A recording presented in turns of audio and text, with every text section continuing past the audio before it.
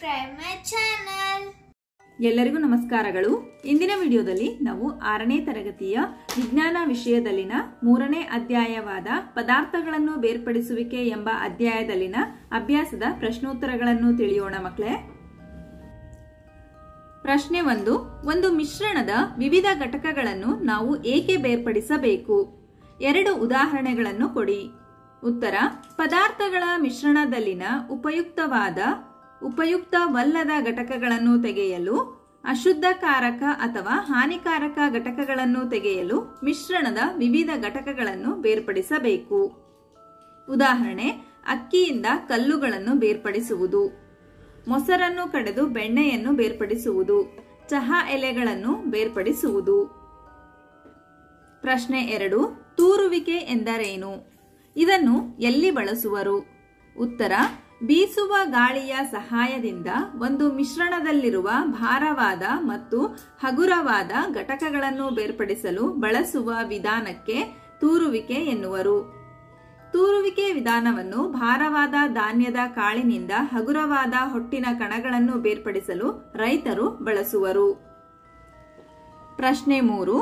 ಬೇಯಿಸುವ ಮುನ್ನ ಬೇಳೆಯಲ್ಲಿರುವ ಹೊಟ್ಟು ಅಥವಾ ಧೂಳಿನ ಕಣಗಳನ್ನು ಹೇಗೆ ಬೇರ್ಪಡಿಸುವಿರಿ? ಉತ್ತರ: ಬೇಳೆಯನ್ನು ಬೇಯಿಸುವ ಮೊದಲು ಬೇಳೆಗೆ ನೀರನ್ನು ಸೇರಿಸಿ ತೊಳೆಯುತ್ತೇವೆ. ಬೇಳೆಗೆ ನೀರು ಸೇರಿಸಿದಾಗ ಧೂಳು ಅಥವಾ ಹೊಟ್ಟು ನೀರಿನ ಮೇಲೆ ತೇಲುತ್ತದೆ. ಆಗ ಆ ನೀರನ್ನು ಬಸಿಯುವಿಕೆಯ ಮೂಲಕ ಧೂಳು ಅಥವಾ ಹೊಟ್ಟನ್ನು ಬೇರ್ಪಡಿಸಲಾಗುತ್ತದೆ. ಪ್ರಶ್ನೆ 4. ಜರಡಿ ಹಿಡಿಯುವಿಕೆ ಎಂದರೇನು? ಇದನ್ನು ಎಲ್ಲಿ ಬಳಸುವರು?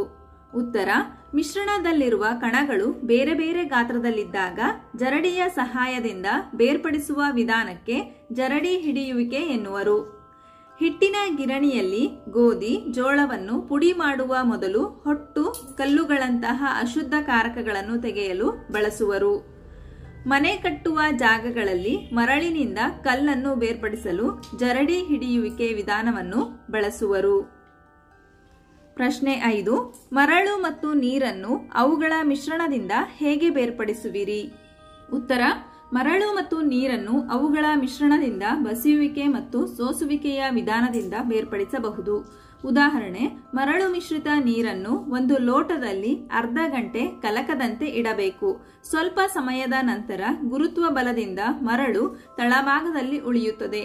ನಂತರ ನೀರನ್ನು ಕದಡದಂತೆ ಲೋಟವನ್ನು ಸ್ವಲ್ಪ ಓರೆ ಮಾಡಿ ಮೇಲ್ಭಾಗದ ನೀರನ್ನು ಇನ್ನೊಂದು ಲೋಟಕ್ಕೆ ಬಸಿಯಬೇಕು. ಆಗ ಮರಳು ಬೇರೆಯಾಗುತ್ತದೆ. ಸೋಸು ಕಾಗದದ ಮೇಲೆ ನೀರನ್ನು ಸುರಿಯುವುದರ ಮೂಲಕ ಮರಳು ಮತ್ತು ನೀರನ್ನು ಅವುಗಳ ಮಿಶ್ರಣದಿಂದ ಬೇರ್ಪಡಿಸಬಹುದು. ಪ್ರಶ್ನೆ 6.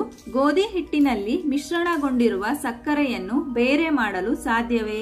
ಹೌದು ಎಂದಾದರೆ ಇದನ್ನು ಹೇಗೆ ಮಾಡುವಿರಿ? ಉತ್ತರ: ಹೌದು. ಗೋಧಿ ಹಿಟ್ಟಿನಲ್ಲಿ ಮಿಶ್ರಣಗೊಂಡಿರುವ ಸಕ್ಕರೆಯನ್ನು ಬೇರೆ ಮಾಡಲು ಸಾಧ್ಯವಿದೆ. ಗೋಧಿ ಹಿಟ್ಟಿನಲ್ಲಿ ಮಿಶ್ರಣಗೊಂಡಿರುವ ಸಕ್ಕರೆಯನ್ನು ಜರಡಿಗೆ ಹಾಕಬೇಕು. ಆ ಮಿಶ್ರಣವನ್ನು ಜರಡಿ ಮಾಡಿದಾಗ ಜರಡಿಯ ಒಳಗೆ ಸಕ್ಕರೆ ಉಳಿಯುತ್ತದೆ.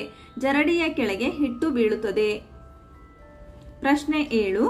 ಮಣ್ಣು ಮಿಶ್ರಿತ ನೀರಿನ ಮಾದರಿಯಿಂದ ಸ್ವಚ್ಛ ನೀರನ್ನು ಹೇಗೆ ಪಡೆಯುವಿರಿ? ಉತ್ತರ: ಒಂದು ಸೋಸು ಕಾಗದವನ್ನು ಆಲಿಕೆಯ ಆಕಾರಕ್ಕೆ ಮಡಿಚಿ ಆಲಿಕೆಯೊಳಗೆ ಹೊಂದಿಸಬೇಕು. ಆ ಸೋಸು ಕಾಗದದ ಮೇಲೆ ಮಣ್ಣು ಮಿಶ್ರಿತ ನೀರನ್ನು ಸುರಿಯಬೇಕು. ಮಿಶ್ರಣದಲ್ಲಿನ ಘನ ಕಣಗಳು ಕಾಗದದ ಕೆಳಗೆ ಹೋಗದೆ ಕಾಗದದ ಮೇಲೆಯೇ ಉಳಿಯುವವು. ಹೀಗೆ ಮಣ್ಣು ಮಿಶ್ರಿತ ನೀರನ್ನು ಸೋಸುವುದರ ಮೂಲಕ ಸ್ವಚ್ಛ ನೀರನ್ನು ಪಡೆಯಬಹುದು. ಪ್ರಶ್ನೆ 8. ಬಿಟ್ಟ ಸ್ಥಳ ತುಂಬಿ ಅಂತ ಇದೆ ನೋಡಿ ಮಕ್ಕಳೇ. ಮೊದಲ ಬಿಟ್ಟ ಸ್ಥಳ: ಪೈರಿನಿಂದ ಭತ್ತದ ಕಾಳುಗಳನ್ನು ಬೇರ್ಪಡಿಸುವ ವಿಧಾನವನ್ನು ಬಡಿಯುವಿಕೆ ಎನ್ನುವರು. ಎರಡನೆಯ ಬಿಟ್ಟ ಸ್ಥಳ: ಕುದಿಸಿ ಆರಿಸಿದ ಹಾಲನ್ನು ಬಟ್ಟೆಯ ತುಂಡಿಗೆ ಸುರಿದರೆ ಅದರ ಮೇಲೆ ಕೆನೆ ಉಳಿದುಕೊಳ್ಳುತ್ತದೆ.